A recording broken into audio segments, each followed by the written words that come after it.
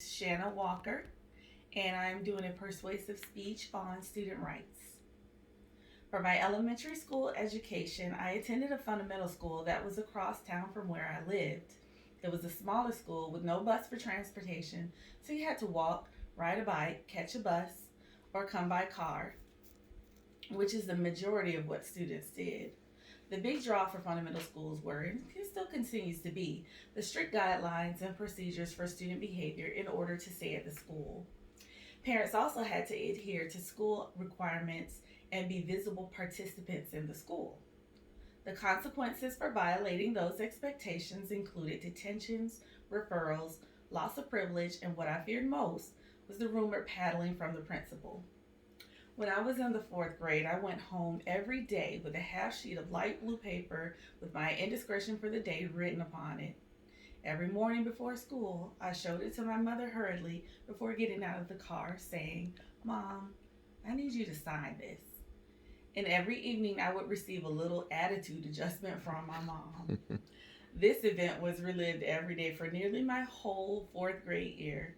And even though I never received that paddling, I still felt as though my rights had been violated on multiple occasions and without cause.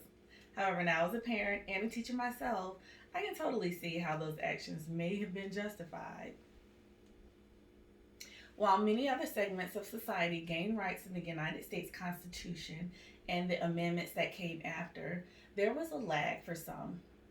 Student rights did not make the cut until much later. In 1965, the Tinker versus Des Moines Independent Community School District ruled in favor of students being able to have freedom of speech. It took nearly 200 years for students to gain the rights freely given in the First Amendment. Currently, students are experiencing gender identity rights issues as far as restroom usage, dressing facilities, and other situations. Many adults don't believe students deserve to have rights or are not sure how to be firm enforcing rules and establishing procedures, yet be flexible enough to allow the students some freedom. Most adults, especially adults, have a hard time allowing students to have rights that they did not experience.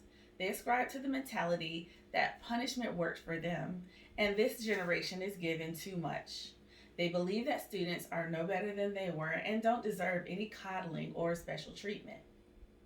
The Title IX was implemented in 1972 to grant gender equality and equal rights under the law of any school receiving federal funding. It came about as a follow up to the Civil Rights Act of 1964.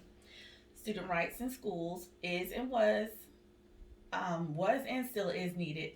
Currently, there are two Title IX lawsuits filed against Brown University when it comes to women's sports teams being reinstated and lack of privacy for schools' computers during remote learning.